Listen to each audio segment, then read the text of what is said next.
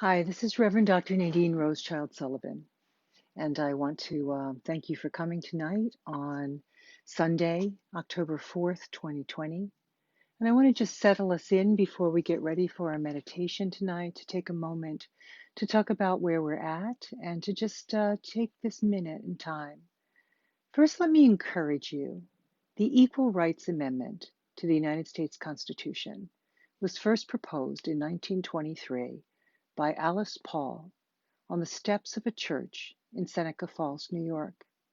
She began to have it presented in every house of every session of Congress from that time until the 1970s when it passed. But it passed both houses, House and Senate. It passed both houses of Congress with a deadline. And then there was a backlash against it. After we needed 38 states, we ended up with 35 states that had ratified the Equal Rights Amendment to the Constitution. And then it stopped. And now that has restarted over the past few years, and we now have 38 states that have ratified. And we are asking the Supreme Court of the United States to take up the case and to approve the Equal Rights Amendment, giving women finally equal rights. Women were excluded from the Constitution of the United States at the time it was drafted by the founding fathers, not founding mothers or founding parents. And so women have been excluded all of this time. There are still real, actual harms permitted in the US toward women because we are not included yet in the Constitution. When the 38th state ratified it in January 2020, Virginia, it should have been, by the archivist, entered in as the 28th Amendment to the US Constitution, and it should have been done. Instead, the current sitting Attorney General, under the current president, the current occupant of the White House, stopped it. It then went to the House of Representatives, where the House of Representatives voted to move it forward, but it has been stopped again at the Senate. And so on October 8th, a few days from now, at 5 p.m. Pacific and 8 p.m. Eastern Standard Time, I'm Eastern, at 8 p.m., Equal Means Equal is holding a virtual vigil to pray for the ERA. I don't know if this is backwards to your screen. The website is equalmeansequal.org/pray, P-R-A-Y, the number 4 ERA. So equalmeansequal.org, pray for ERA. And all across all of your virtual media sites, women will be lighting candles to pray for the ERA, to pray for the Supreme Court, which takes it up the next day on October 9th, to do the right thing and finally grant American women of all races and all backgrounds full equality under the U.S. Constitution. The United States is also one of the few nations in the world not to have signed on to the UN Convention on the Rights of Women, something called CEDAW.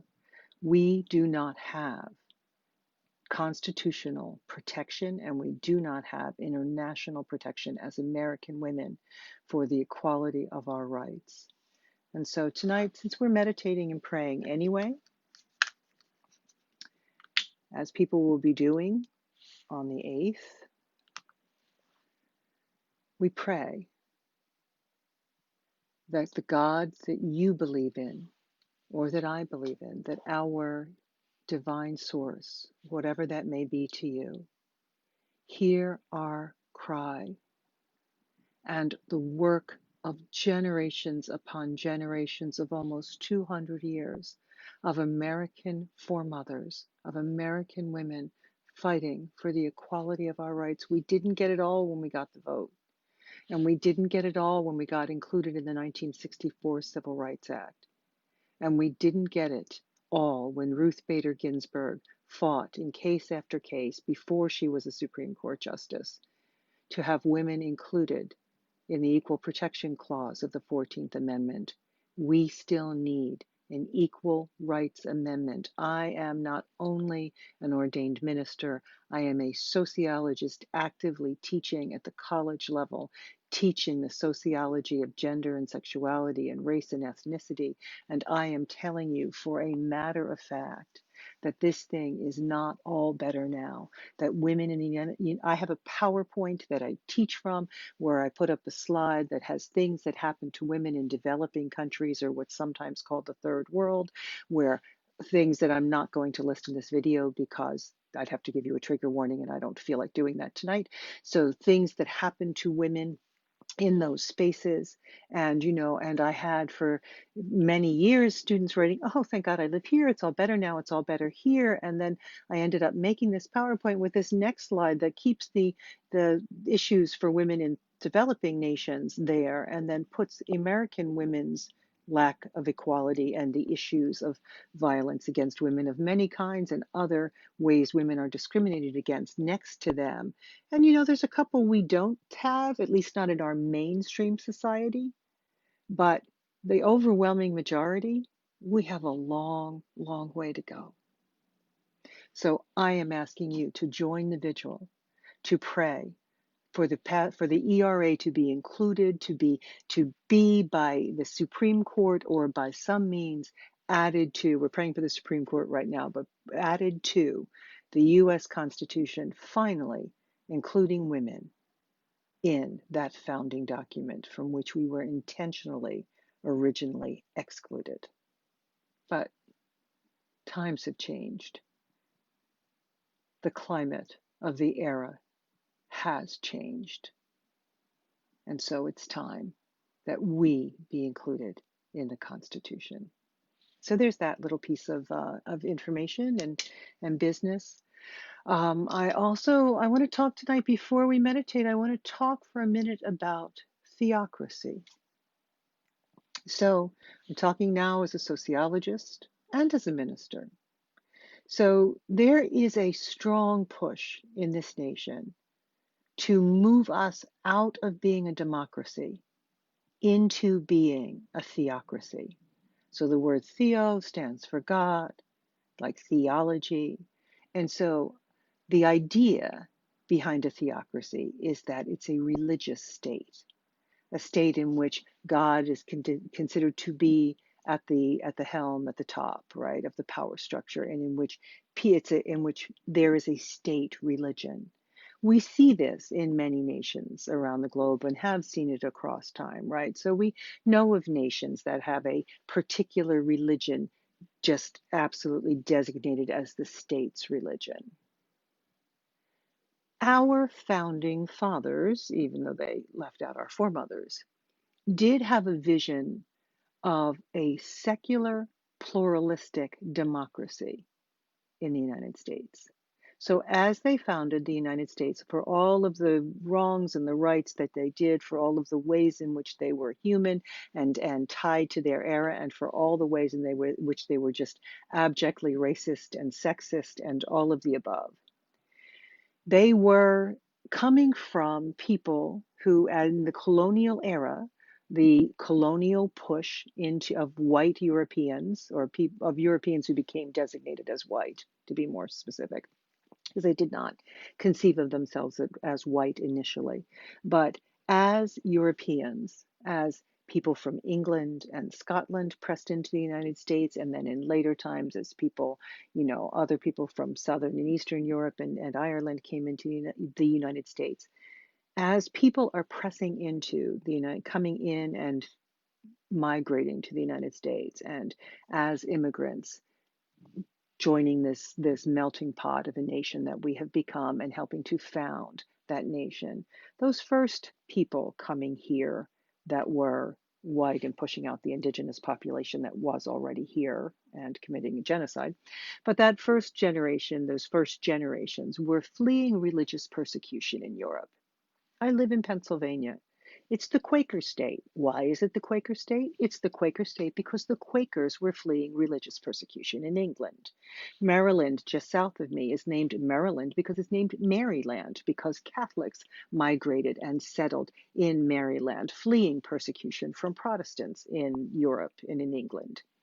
Also, the Protestants had been persecuted by the Catholics. And so within Christianity, sects and denominations, the Anabaptists. Many people were persecuted, many people were driven here and came here in this resistance, in this seeking religious freedom for themselves. And so as the original 13 colonies and the founding fathers of the original 13 colonies are coming together and meeting and forming that document of the Constitution, of which they left me out and you out if you happen to have been assigned female at birth. But as they're forming this document, they do not intend to found a Christian or a religious nation.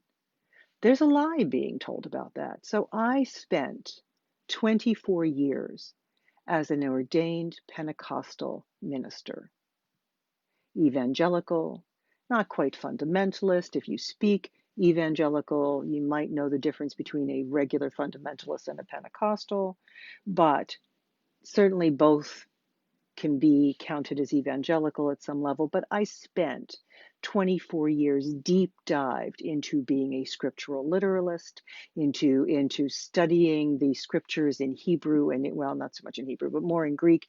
But in deep diving into studying that book, making just intensely making notes, translating verses from Greek before I preached, translating at least from the Septuagint of the Greek if it was a Hebrew scripture, because I didn't really do Hebrew, but so all of that deep.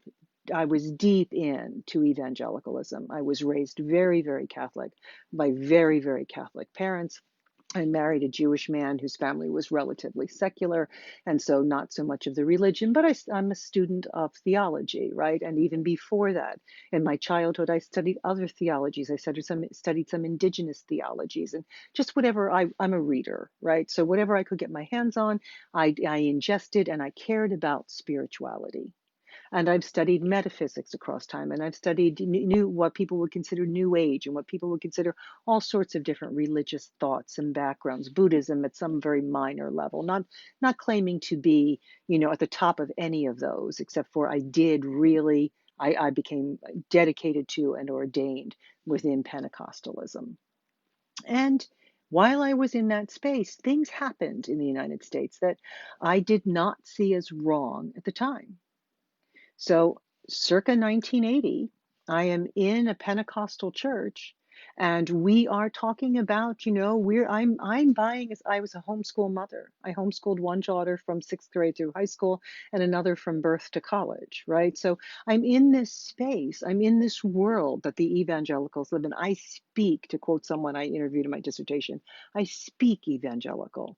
I understand how the evangelical mind thinks because I thought that way myself. So for so very long, right? And in that space, I bought books for my daughters in their homeschooling that were, like all about the Christian founding fathers who wanted a Christian nation. It's actually not true, though.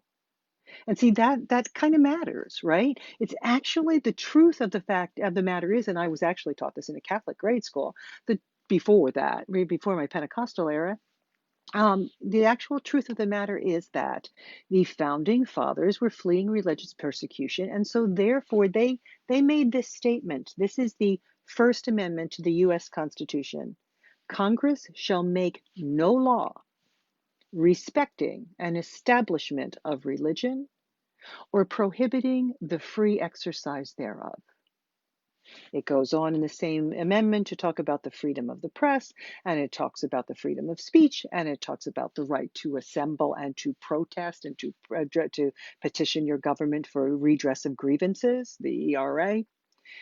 But Congress shall make no law respecting an establishment of religion or prohibiting the free exercise thereof, which has allowed people from all over the globe, as other later immigrant groups have pressed into this land, has allowed people of all religions to come.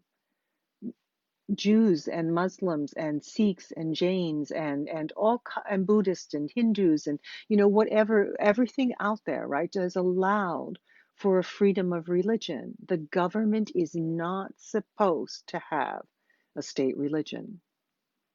So in 1980-ish, late 70s, early 80s, Pat Robertson, Jerry Falwell, there is there's a use by the evangelical movement of, and bear with me while I teach a little bit tonight, there's a use of the evangelical movement of radio. Billy Graham's out there, the early fundamentalist movement, which begins around, I think it was 1918-ish, is out there pushing, and they're thinking of themselves as a discriminated against group, and they're using radio to get their message out.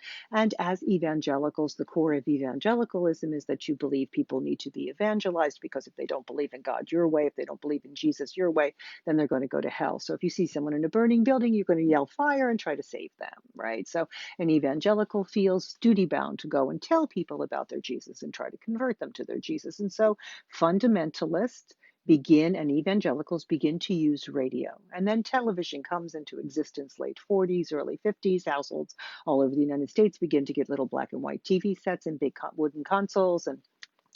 And there is Christian television, mostly on Sunday morning at first, and Billy Graham crusades, a couple of, I don't know if it was annually or biannually or whatever he did. I was little. And then we move forward and we get to the era of cable television. And as we are getting to the era of cable, just at that point in time, we get these 24-hour Christian channels. We get Jim and Tammy Baker with the PTL network, the Praise the Lord network. We get Jan and Paul Crouch with TBN. We get a Catholic one. And we get Pat Robertson with his 700 Club and his Christian broadcasting. And he doesn't always run constant Christian programming, but there's lots of it, and then some movies and whatever. But we get these major 24-hour Christian pushes. And the fact of the matter is, we can be sold. And at some level, I was, right? We can be sold. And we can be sold because the same way I'm buying this brand of toothpaste, but I watch enough commercials, I want that brand. And I want to, maybe it will make my teeth whiter, like that kind of thing. Or I remember when the Dolman sweater first came out. And the Dolman sweater, it goes from the wrist to the waist. There's this, just like, it looks like a bat wing, right? There's no sleeve. It's just, you put your arm in, but here it goes down to your waist. And I thought it was the dumbest sweater I ever saw. When I first saw that sweater being worn by a television character, an actress playing a television character on TV, I was like, oh my God, that's a really weird sweater. And within 3 months, I wanted one, like really badly. Like I probably bought four, right? So we can be sold. So Christian has been selling a fundamentalist ideology about a Christian nation. And then I'm in this space, Pat Robertson, Jerry Falwell Sr. This is not Jerry Falwell Jr. with the pool boy, right? And watching his wife and the pool boy. This is Jerry Falwell Sr., his father, who founds Liberty University and has his weekly preaching on television and his big church and all of that. And by the way, Liberty University is not an accredited university. But so, not that they don't teach something, I'm just saying. But so there's this, push. And so Jerry Falwell Senior starts to talk about the moral majority, the silent moral majority of America. About the same time, Phyllis Schlafly's been out there stopping the ERA. And so, he's doing that. Pat Robertson begins to send out ballots to Christians, to everybody who signs on to the 700 Club mailing list or whatever, and they're flooding the churches. The evangelical church I'm in, the Pentecostal church I'm in, is just has stacks of actually these voting things from Pat Robertson that don't tell you who to vote for, but give you every candidate's voting record, and then highly suggest that there were two litmus tests that rose in this space. The one was opposition to a woman's right to choose an abortion in the first trimester of pregnancy, because that's all Roe versus Wade gave women as far as abortion on demand goes.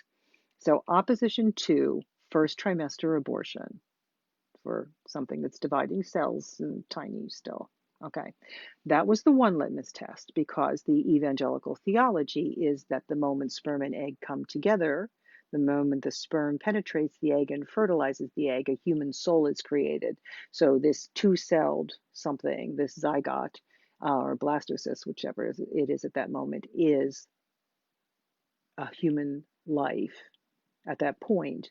and of equal value to the life of its mother or its host. And if something is done, if somebody takes something that makes it come out again, then murder has been committed. So opposition to abortion, and the other litmus test within that space was opposition to gay people. Period. We love the sinner but hate the sin, and we just didn't want them to have any equal rights. We didn't want them to be able to marry. We didn't want them to be able to, whatever, just like keep that heterosexual privilege coming. So those two things were the litmus test. And so what Pat Robertson's information told us every electoral cycle was how each of our local and state representatives and how each presidential and vice presidential candidate, their voting record on abortion and gay rights. Period. Nothing else mattered. Foreign policy didn't matter. Economics didn't matter. Nothing else mattered. Meanwhile, behind the scenes, all sorts of things are happening that are taking away working class jobs and moving things overseas. And there's a lot of stuff going on. There's a lot of government policies, but we never hear about those. And so we're essentially single issue voters. We're voting on religion, right? And so that begins to happen. I remember speakers that came into the church I was in. I was a youth pastor, and I wasn't inviting the speakers, but I remember speakers who came in talking about theocracy, talking about dominion theology, talking about how we as evangelicals were going to take over this nation. A piece of the Christian homeschool movement was about sending your children on to go to certain places where they would go to Christian colleges and they would become doctors and lawyers and they would enter especially into politics, and a real push. And so one of the things we see as Justice Ruth Bader Ginsburg has gone to the other side, one of the things we see is the push for Trump's nominee is that she's all very Christian, very evangelical, part of a religious background that believes in the superiority, the domination of men over subordinate wives, right? Believes in the submission of wives to their husbands, using scripture verses out of context and poorly translated from the Greek. And so, that whole something and against gay rights and certainly opposed to abortion. And the reason she's been chosen as the potential Supreme Court nominee is for that very fact, because she is opposed to gay rights and she is opposed to abortion. She's also opposed to female rights, period, to women's rights in the United States, because she really believes a woman should have a man as her head. Like, how regressive can we get, right? But the thing is, this is religion. Back in 2004, as George W. Bush is running for re-election, he's running on a platform that is where he is saying he will fight to amend the Constitution to forbid gay couples from ever marrying. They couldn't do that at this point, and so his statement is he will amend the Constitution so it says marriage is between one man and one woman. He didn't do that. He did get reelected or something, but he didn't do that. There's other things behind the scenes.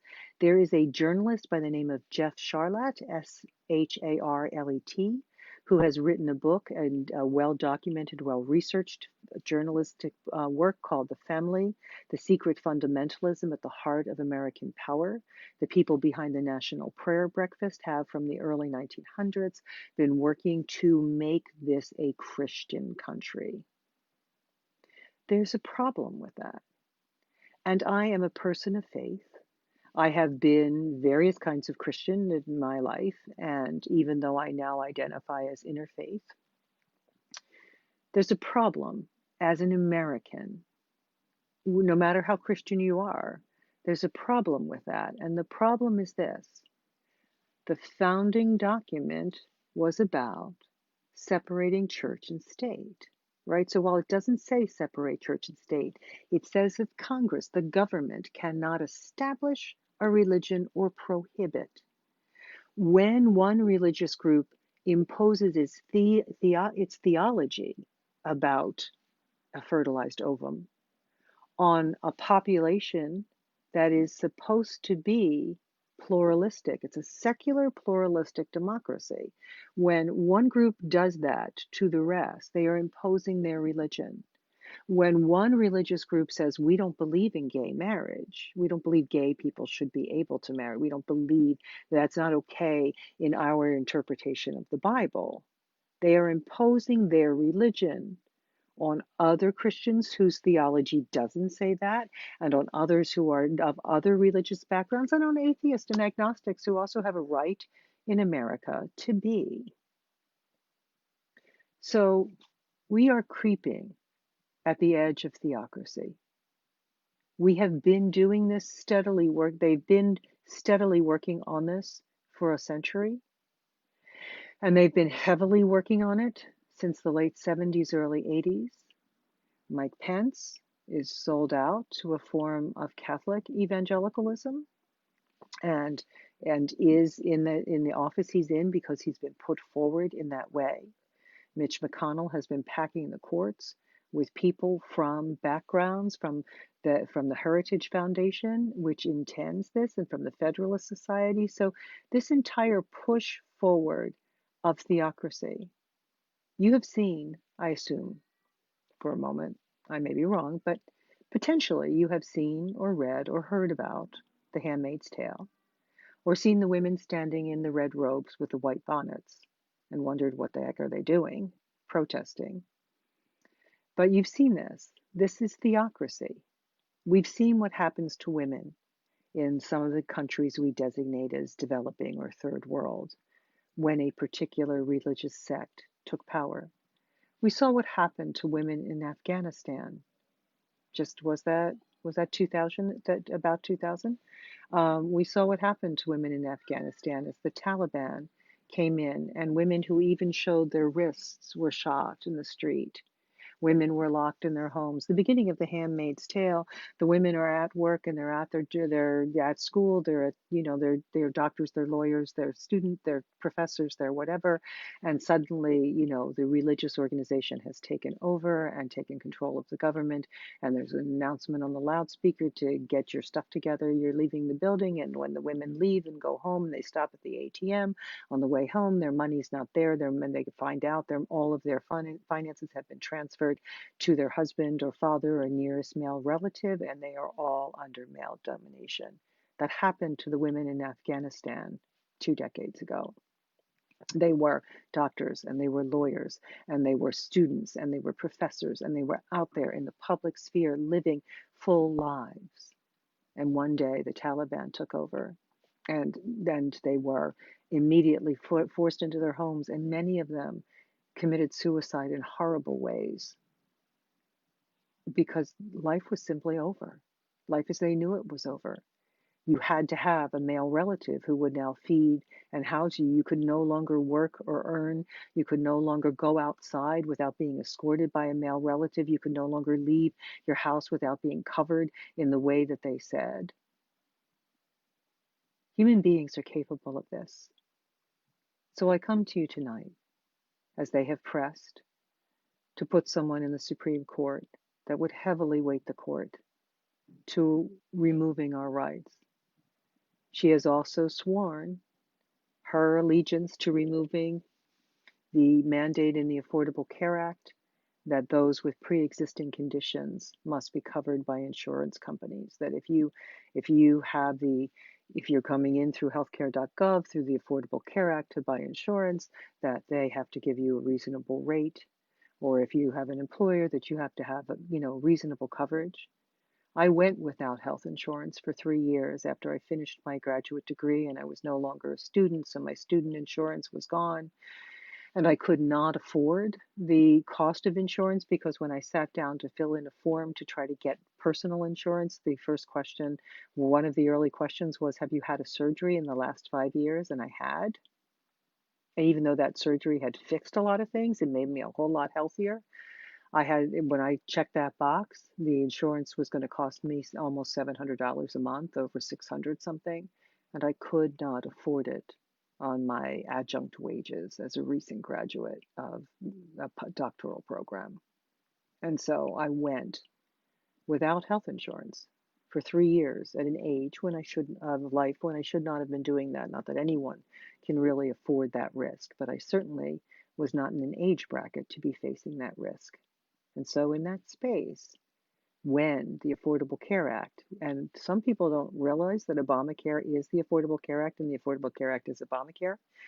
When that went through and I first tried to do the online thing myself, it was still looking pretty bad. But when I called and I sat there and I worked through that long form with the guy on the phone, suddenly I could afford my health insurance. It went from almost 700 down to about 150 a month. And I there thankfully was covered when my grandson accidentally knocked me off a flight of stairs and my knee got broken and I had to go to the hospital. So, anyway, they want to take away the Affordable Care Act. They want to dismantle it. They tried to dismantle it. Remember John McCain's thumbs down shortly before his death? They tried really, really hard. If it hadn't been for his thumbs down, it would have been undone then. They want it. It's not perfect, but Obama couldn't get through more. He tried for more. He couldn't get through more because the House and the Senate were locked down under the opposing party's control, and they fought him every step of the way, and they've been trying to remove it ever since. But you need your health insurance. In case you haven't noticed, there's a pandemic in the land. And so, right before we go into our meditation, I will, as I do every week, mention the stats because I want to encourage you not to get lax. I want to encourage you to remember flu season is coming. The 1918 flu pandemic swept through in a number of waves over almost a year and a half to 2 years' time. And we're not through with this, bored as we are, tired as we are. This is a marathon, not a sprint. And we have, because we have had not enough mitigation, because we have had a poor response, because we don't have a national mask mandate, because many, many people don't wear a mask. Some people in the White House Rose Garden appear to be reporting having become COVID positive from their masklessness this week. But because we have not done all we could in regard to mitigation, we're not much better off than we were in 1918. And so I want you to keep wearing your mask and keep washing your hands and keep being cautious and keep thinking about your interactions. Hard as it is, I wear a mask when I'm with my own children and grandchildren. When I pass through, I spend hours there babysitting, but I wear a mask when I come out of my room into the common spaces, and if I stay in the common spaces, they have to mask up too, much as one of them likes to complain about that. So this week in the globe, there are now 35, this is from ENCOVE 2019, about a half hour ago, about a few minutes before 7 on this Sunday, October 4th, 2020, ENCOVE2019.live reports 35,347,060 cases of diagnosed confirmed coronavirus in the world. Which is up 2 million cases, 2,075,914 from last week. The deaths in the globe are now at 1,041,104, which is up from 1,001,500 last week. So up 39,599 deaths from but confirmed to be from coronavirus globally. And we know we're missing all sorts of statistics, especially in those poor third world countries or in Western first world nations where they want to hide the stats. And this week in the United States, with the stats that haven't been hidden, we are now at 7,631,484 confirmed cases, which is up 313,259 from last week, which is approximately an increase right now. Right now, when case counts are down, we are up 44,751 cases per day.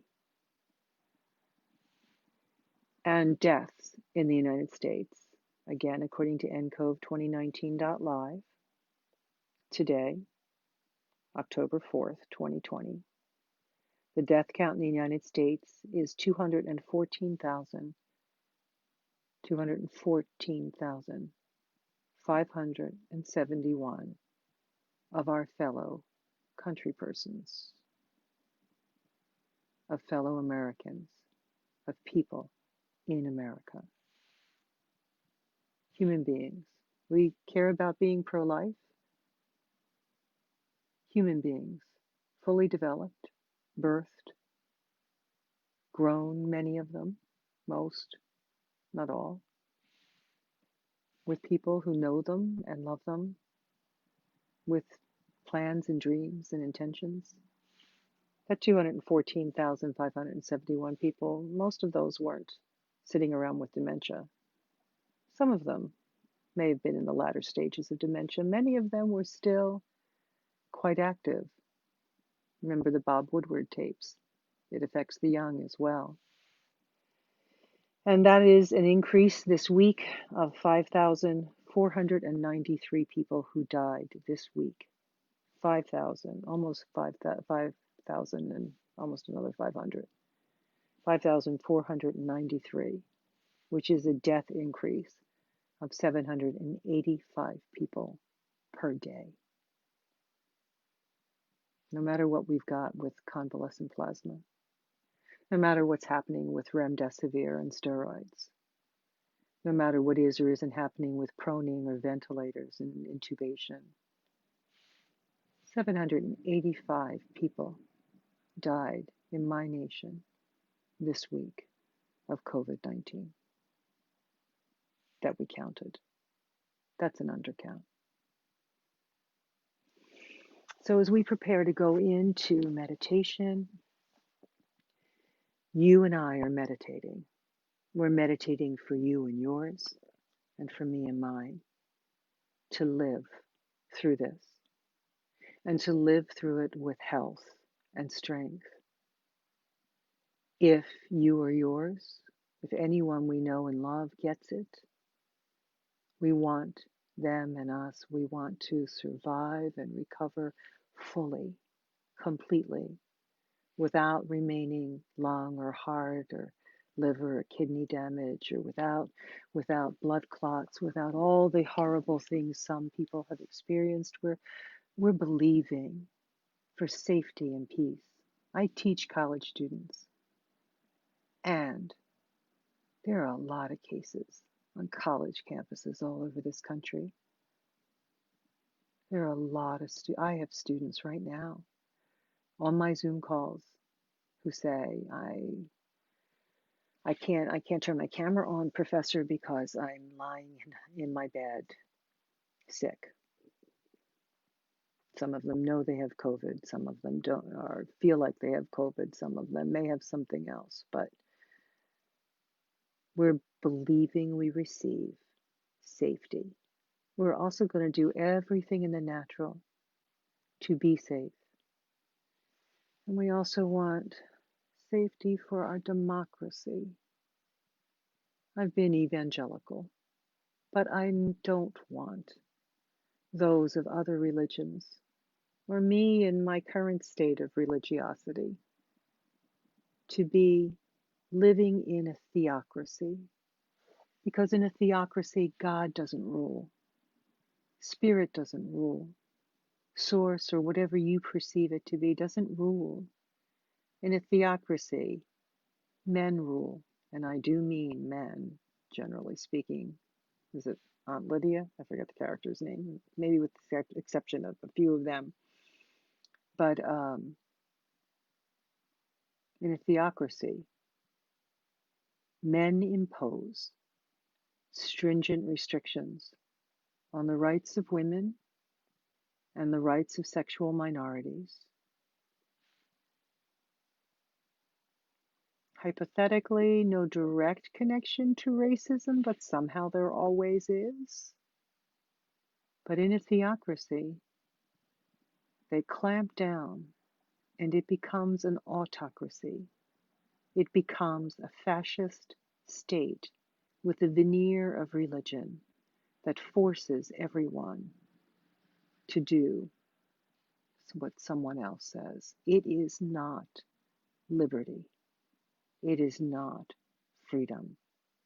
It is not our Declaration of Independence or our Constitution. So as we begin to pray tonight and to meditate, just allow yourself to begin to breathe in peace. And remember, in other weeks and other sessions, I have taught about intention and visualization. And so we're going to intentionally visualize a world in which we have peace and safety and liberty and justice for all in ways we have not had yet, but that we could have still, and without a loss of that which we do have. So beginning to allow yourself to breathe. You're taking this moment to be mindful of the present. Nothing, not for a moment giving way to fear. Facing reality does not require fear. Doing that which is wise in the natural is not actually helped by fear. You want to settle yourself and be at peace in your mind and your heart, because in that state of peace, in that internal peace, you're able to hear the leading and guiding of Spirit, of God, of your angels, and of the better angels of your nature. So just imagine you're relaxing your forehead and your face, the muscles at the back of your neck and your shoulders, the space in between your shoulder blades and your lower back, arms and chest. And as you breathe in tonight, if your breathing is easy, offer up gratitude, for breathing matters. Deep breathing down into the bottom of your lungs. And if you're having any struggle for any reason with your breath tonight, we see you able to exhale a little more completely and to inhale more completely. We see an easing up, a deepening of your breath, and your heart rate slowing. And you're aware of that space there in your solar plexus in your midsection where you sometimes get that gut feeling to know what to do.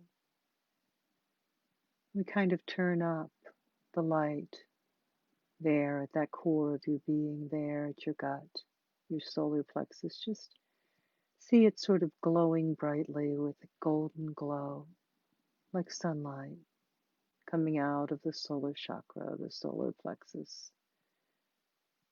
And allow yourself to relax your lower body, your legs, your knees, your calves, ankles, and feet. And in this moment, whomever, whatever you believe in, envision that source of help. And if you do happen to be more atheistic or agnostic in your perspective, then still intend your good thoughts. And we begin to imagine this nation and this planet and all the billions of people on it, and the 330 some million in our nation. We envision us all safe and well, healthy and whole. We begin to envision the day sometime in the future, not too far away, and the pandemic has passed.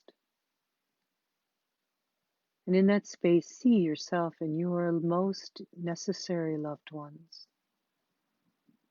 your partner, your children, grandchildren, parents, cousins, sisters, brothers, aunts, uncles, friends,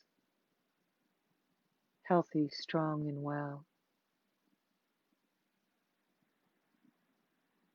We turn our love toward you if you have lost anyone to this or other causes in this time.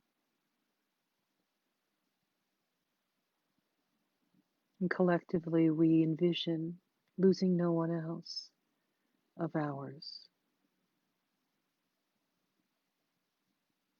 Include in that circle expanding like a circle of light, like the beam of light that comes down upon an actor's center stage from the rafters up overhead. Picture a beam of light coming down from the divine, encircling you and yours, and bring into that others you care about, friends and neighbors and co-workers, bringing them into the circle, seeing them strong and healthy and well.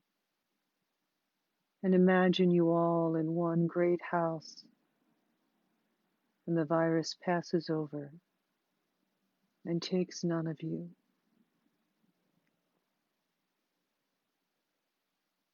There's a story of Noah's Ark, whatever you think of it, and there's a story where it's flooded, and then the rains end, and Noah opens the window, and day after day sends out a bird, a dove, I think, to go and see if it comes back or if it lands somewhere, and comes back over and over. It can't.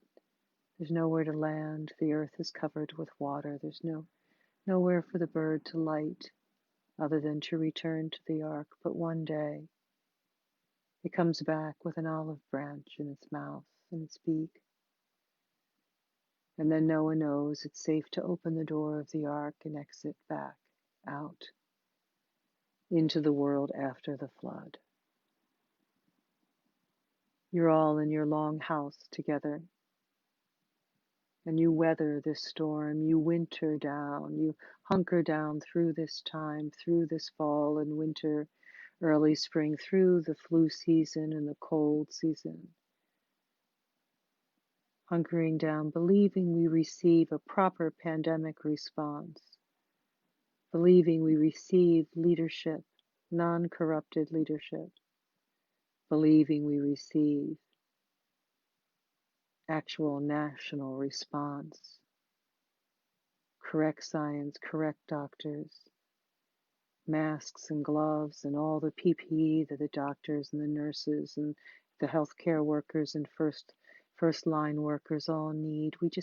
We see all that we need, and we see successfully coming out on the other side, and we see some sort of means of this thing being brought to an end, a successful vaccine, safe and effective and safe. And all the fear that's out there about vaccines and whatever you think about them in general, this one is safe and effective, and nothing weird about it, none of the stories that are out there, just a real end to this vaccine, to this pandemic, through a good actual vaccine that works. And we send out the dove from the ark day after day. And the day comes when it comes back with the olive branch in its beak.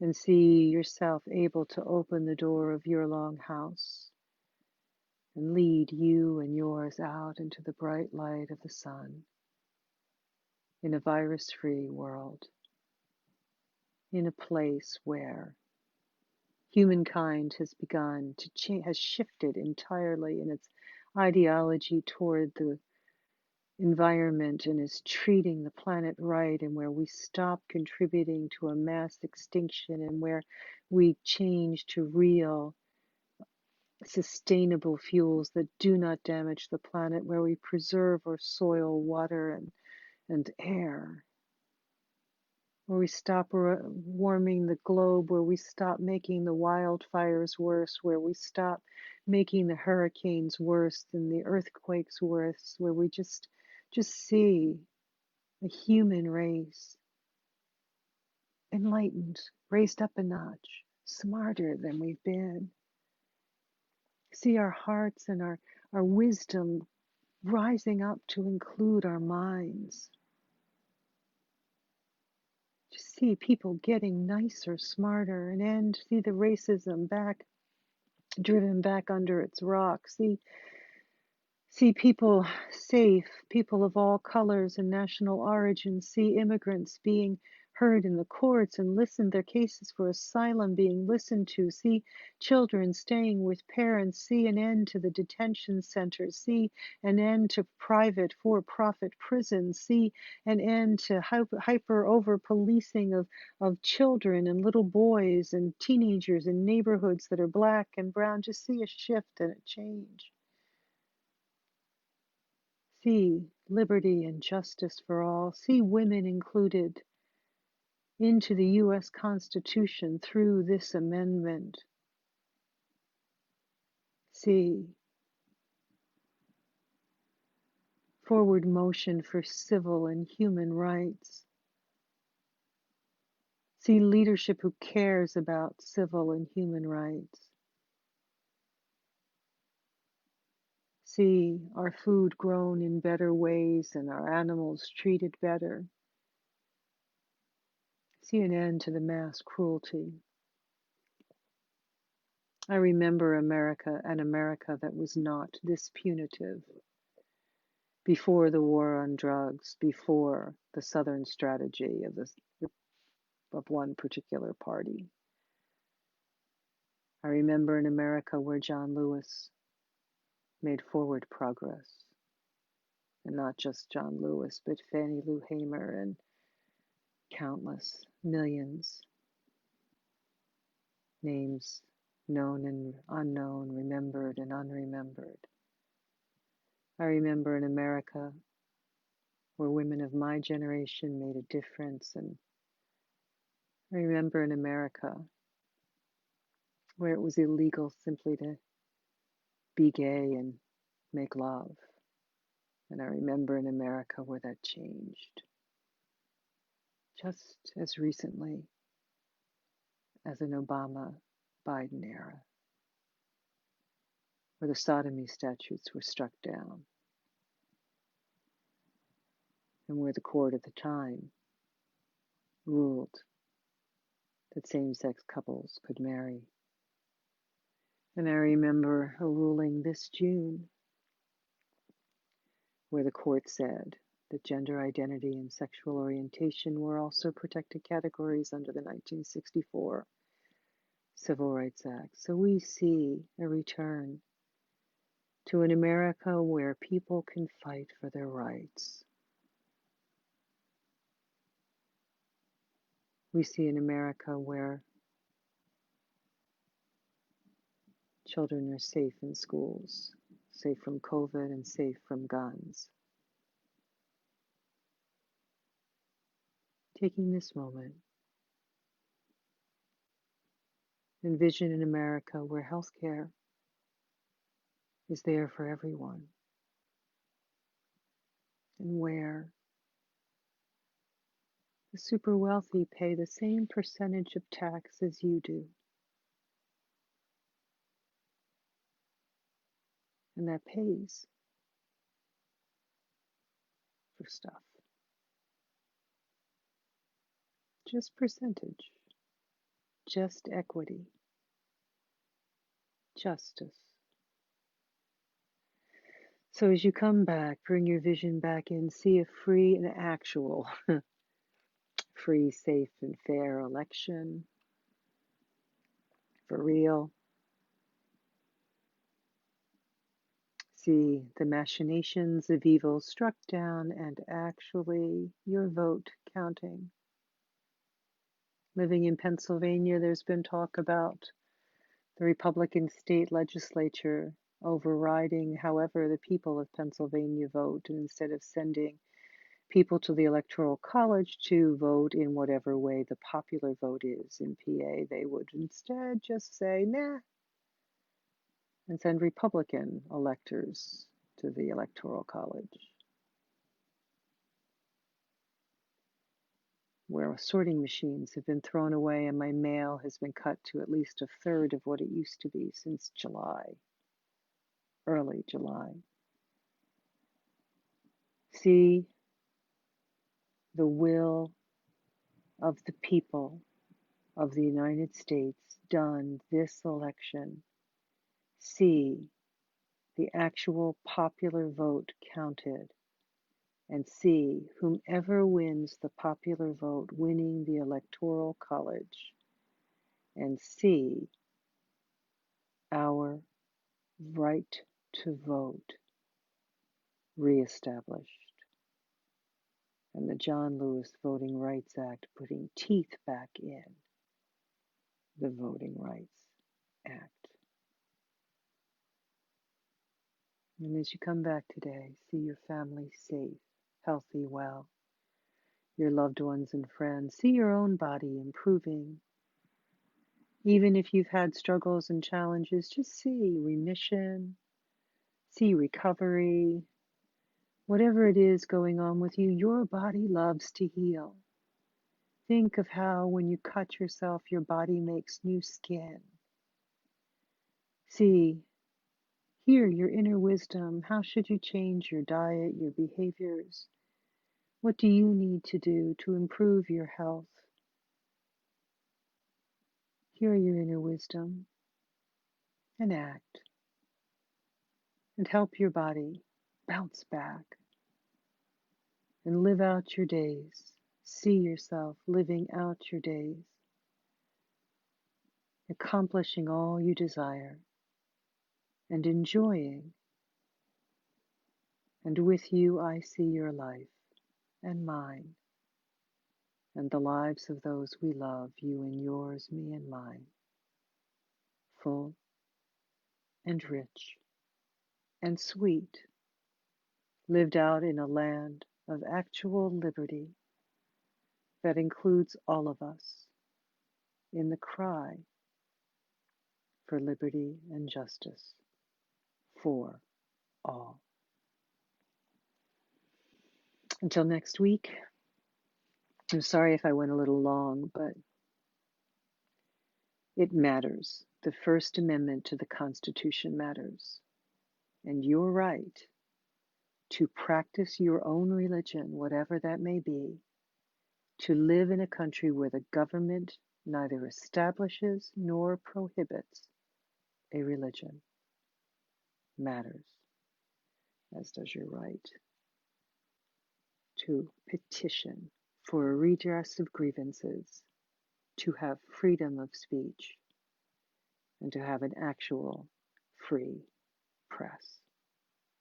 Be well, stay safe, and continue with me to visualize a free, fair, successful election of servant of the people, leaders committed to the ideals of democracy. It matters.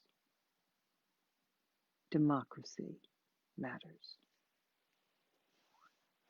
Oh, and on Wednesday, go to equalmeansequal.org/pray for ERA.